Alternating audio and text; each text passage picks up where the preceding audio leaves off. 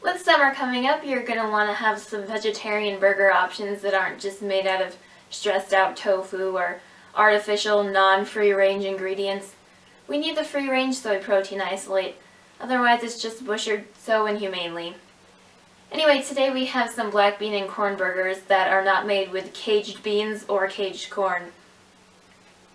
Alright, so the first thing you're going to do is take a 15-ounce can of rinsed and drained black beans and put them in a bowl.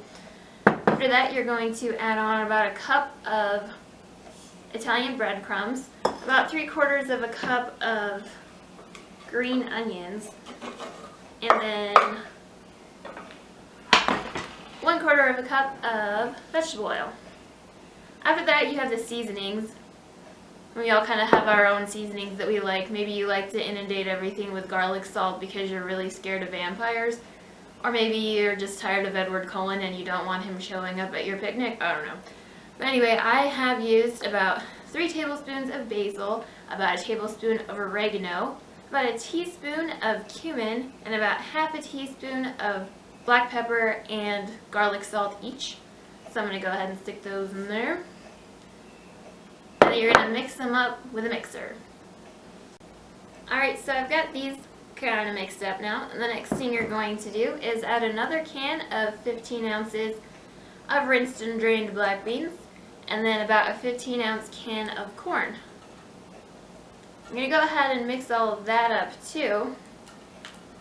And then you're going to let it sit for a few minutes so the flavors can mingle, exchange a few icebreakers, have some flavor cocktails, you know, see where it goes.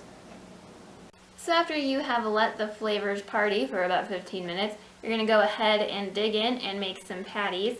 Usually I can make about 9 out of this. If you'd like to make them a little bit bigger, then might be a few less. If you want to make teeny tiny burgers so you can eat them and feel like a giant, then who knows, maybe you could make like 18, I don't know.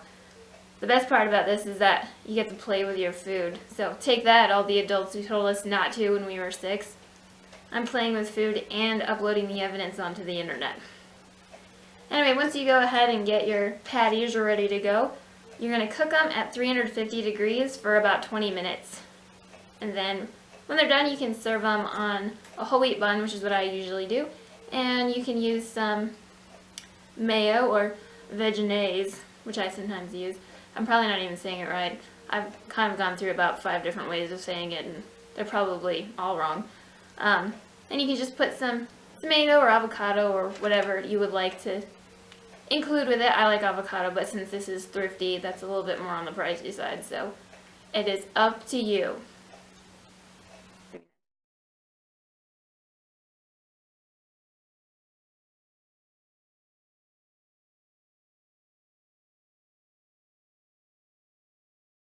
Alright, I'm going to make my little sister taste test this, because what's the point in having little siblings if you can't do experiments on them?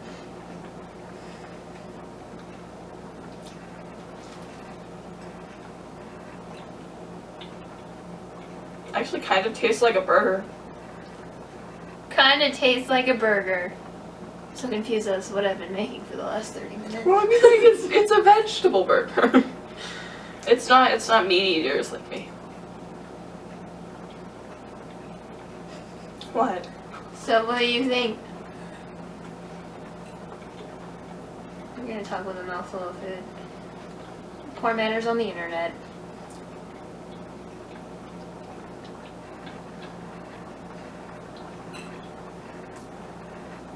It tastes good.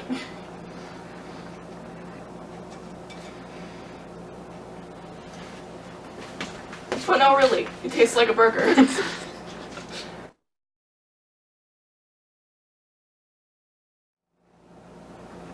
Looks at the camera like they do on The Office.